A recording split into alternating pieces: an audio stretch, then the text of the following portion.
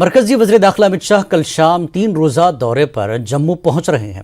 اس دورے کے دوران وہ بالترتیب 4 اور 5 اکتوبر کو راجوری اور بارہمولہ میں عوامی جلسوں سے سیکیورٹی میٹنگوں میں شرکت کرنے اور جموں اور سری نگر دونوں جگہ مختلف ترقیاتی پروجیکٹوں کا افتتاح کرنے والے ہیں۔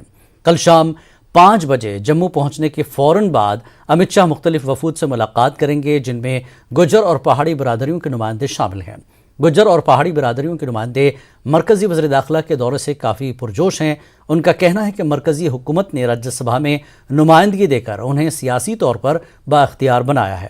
پہاڑی برادری کے نوجوانوں کا کہنا ہے کہ انہیں امید ہے کہ مرکزی وزیر داخلہ پہاڑی بولنے والوں کو ایس ٹی کا درجہ دیں گے۔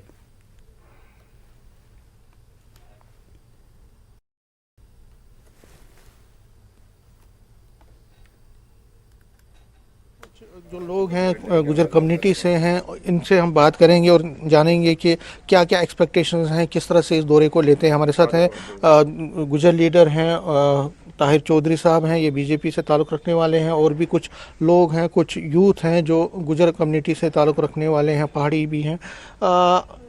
طاہر صاحب، آپ سے جاننا چاہوں گا کس طرح سے کیا کیا کہیں گے اس دورے پہ اور کتنی ایکسپیکٹیشنز ہیں آپ کو؟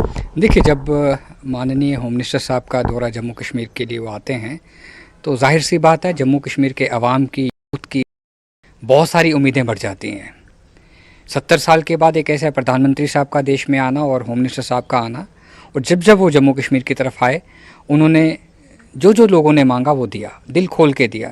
چاہے پردھان منتری صاحب کی ہم بات کریں، چاہے ہوم منسٹر صاحب کی بات کریں، اور مجھے لگتا ہے یہ جو آنے والے دنوں کا جو 2 دن کا دورہ ہے جموں کا، سری نگر کا، راجوری کا، اور مجھے لگتا ہے کہ لوگوں کی جو امیدیں ہوں گی، جو خواہشیں ہوں گی، ان کے اوپر ہمارے جو ہوم منسٹر صاحب ہیں وہ پوری طرح کھرے اتریں گے۔